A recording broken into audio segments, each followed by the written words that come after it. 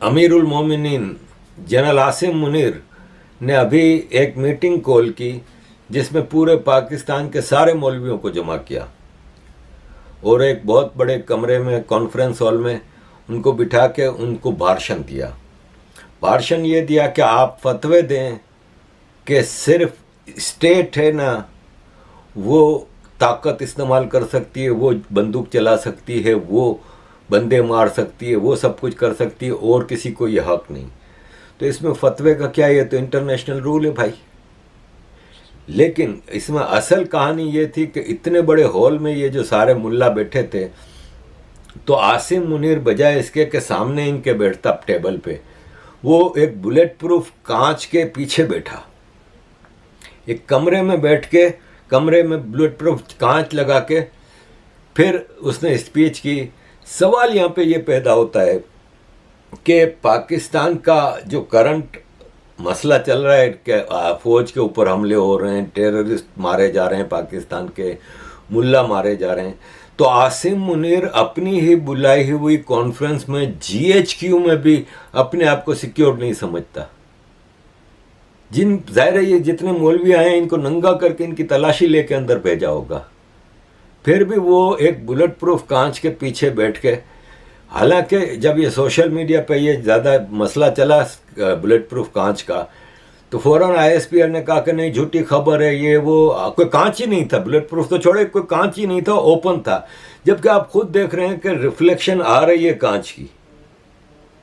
फिर एक मौलवी है ताहिर अशरफी, नंबर 1 बेवड़ा, अल्कोहलिक मौलवी, ये इमरान खान, नवाज शरीफ सबके दौर में सरकारी मौलवी रहा है, जैसे तारिक जमील है।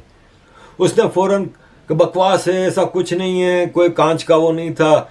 लेकिन ये बात क्लियर है कि पाकिस्तान का आर्मी चीफ अब अपने आप को जीएचक्यू में भी महफूज नहीं समझता। ये इस वक्त सिचुएशन है पाकिस्तान के लोगों की।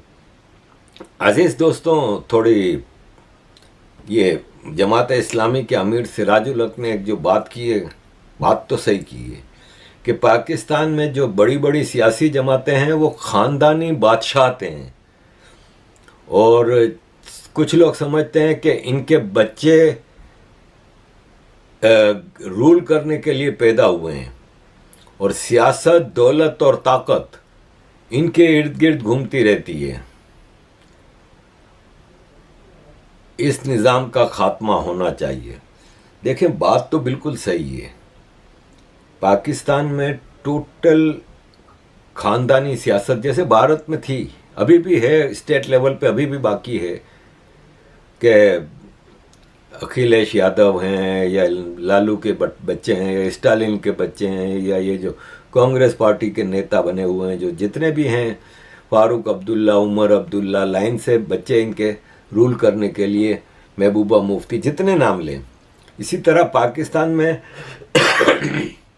भी ये मसला मौजूद है कि भुट्टो का बाप जूनागढ़ का प्राइम मिनिस्टर, फिर भुट्टो की बेटी प्राइम मिनिस्टर, फिर भुट्टो का दामाद प्रेसिडेंट, अब भुट्टो का नवासा भी फॉरेन मिनिस्टर के मज़े ले चुका है, और आगे भी चेयरमैन है पीपल्स पार्टी का।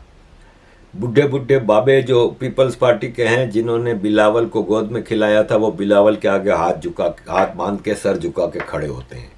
इसी तरह नवाज शरीफ, शहबाज शरीफ, मरियम नवाज, हमजा शहबाज, लाइन से ख़ानदानी सियासत।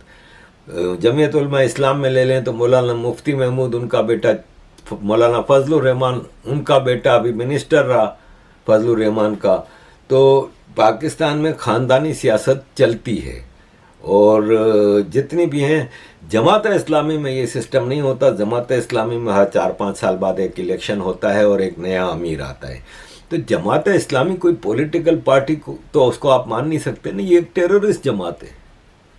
जिस तरह पाकिस्तान आर्मी टेररिस्ट है, उसी लाइन्स पे जमात इस्लामी चलती है। तो पाकिस्तान आर्मी में भी हर 3-6 साल बाद एक आर्मी चीफ आता है नया, इसी तरह जमात इस्लामी में भी आता है। पॉलिसी सेम रहती है ना, पॉलिसी जमात इस्लामी की आर्मी की सेम होती है। टेररिज्म, प्रॉक्सी वार्स और ये सब कभी फ़लस्तीन के मसले पे पॉलिटिक्स करना, कभी कश्मीर के मसले पे पॉलिटिक्स करना, ये सारी चीज़ें दोनों की सेम होती हैं। तो इसलिए वहाँ पे ख़ानदानी सियासत की ज़रूरत नहीं रहती, क्योंकि पाकिस्तान आर्मी में भी ख़ानदानी सिस्टम नहीं चलता, तो इसलिए कि पॉलिसी इनकी सेम रहती है। तो अज़ीज़ दोस्तों, यहाँ पे मैं प्रोग्राम को वाइंड अप करते हुए सिर्फ यही कहूँगा कि again Bharat world cup final हार गया, लेकिन वर्ल्ड कप फाइनल तक भी तो पहुँचा ना, और कंटिन्यूस एक अच्छी परफॉर्मेंस दी है। तो लेट्स एक्सेप्ट इट। और यह है कि थैंक यू वेरी मच अज़ीज़ दोस्तों for all your support. Kindly keep supporting.